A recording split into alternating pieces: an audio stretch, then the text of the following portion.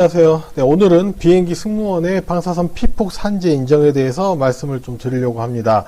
유럽 출장을 가면서 항공기 안에서 높은 고도에 있을 때 방사선 측정을 해봤잖아요. 지상보다는 더 높게 나왔죠. 그러면 승무원들은 피폭을 더 많이 받았을 텐데 거기에 대한 산재가 인정된 사례를 좀 소개시켜 드리려고 합니다. 항공기 승무원이 위암으로 사망했는데 이게 우주 방사선 노출 때문에 됐다라는 산재가 인정된 사례입니다. 23년도 11월 6일자에 나타낸 기사고요. 26년 동안 항공기 객실에서 근무하다가 위암으로 사망한 항공 승무원의 우주 방사선 노출로 인한 산업재해가 인정이 받았고, 위암으로 대한 산재는 이번이 처음입니다. 백혈병으로 산재 인정은 예전에 받은 적이 있었고요. 연평균 1022시간씩 비행을 했고, 이때 이 미주와 유럽의 장기 비행이 절반을 차지했는데, 이 해당 노선이 북극 항로를 통과하면서 우주 방사선 영향이 한 5배 이상 높아졌다라고 알려져 있다라고 돼 있는데, 이걸 한번 좀 설명을 해드리면요. 지구는 둥글게 있죠. 그리고 우주 방사선이 뭐냐면은 초신발 그리고 여러 가지 태양에서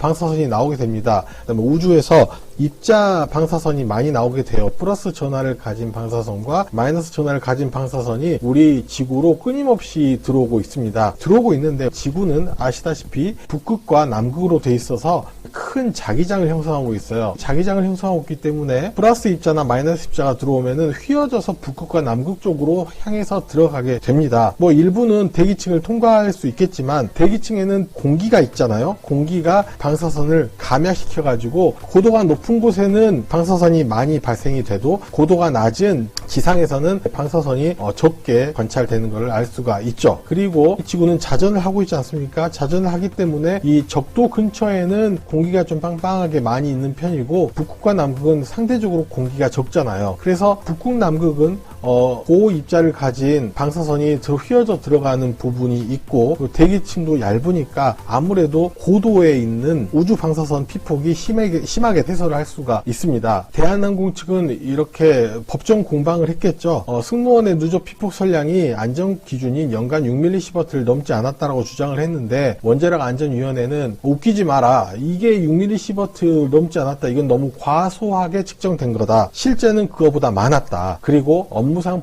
생활을 했고 업무 간의 인과관계를 인정해야 된다라고 해서 이쪽이 승소한 사례가 된 거죠. 그리고 거의 비슷한 걸로 이제 22년도에 9월 달에 백혈병 산재가 인정된 사례가 있습니다. 이것도 마찬가지예요. 아시아나 항공 승무원이었는데 백혈구 수치 이상을 발견을 했죠. 이 승무원은 질병이 비행 중에 우주 방사선 피폭과 시차, 야근 근무 이런 업무가하고 연관성이 있기 때문에 질병이 생겼다라고 얘기를 한 겁니다. 여러분 아시다시피 백혈구가 굉장히 민감한 장기예요. 피폭을 받으면 가장 먼저 돌연변이가 나타나기 쉬운 조직이 백혈구입니다. 승무원의 연간 비행시간은 890시간 정도이고요. 이 중에서 882시간이 고위도로 이동하는 국제선 비행 시간이었다라는 거고, 누적 피폭량을 계산해 보니까 58.03mS에서 107.53mS라고 주장을 했다라는 거죠. 그래서 이제 이렇게 승무원들이 건강이 안 좋아지고 돌아가시고 하다 보니까 이제 법을 바꾸게 된 거죠. 생활 주변 방사선 안전관리법이라는 거를 개정하게 됐는데 22년 6월 10일 날 일부 개정하고 1년 뒤인 6월 11일에 시행이 됩니다. 장기간 지적적으로 노출되는 항공기 승무원의 보호를 위해서 건강 진단을 실시하도록 하고, 원안위가 실시하는 교육 받도록 하고요. 규제 업무가 이원화돼 있었는데 이거를 원자력 안전위원회로 일원화하는 이런 것들을 보완하려고 하는 법이 개정이 됩니다. 승무원에 대한 우주 방사선 안전관리 규정이 나타나게 된 거죠. 이게 보면은 승무원은 연간 6mS를 넘지 않아야 하고, 임신한 승무원은 임신을 인지한 이후부터 출산까지, 그러니까 최대 한 10개월 정도 되겠죠. 10개월 동안 1 넘지 않아야 된다라는 기준으로 운영되고 있습니다. 일반인은요, 연간 1mm 방사선 작업 종사자 같은 경우는 연간 20mS를 넘지 않아야 됩니다. 이건 상식적으로 알고 계시면 되고, 그래서 인천공항에서부터 어디를 가냐에 따라서 방사선 평균 노출 선량을 이렇게 공시하고 있어요.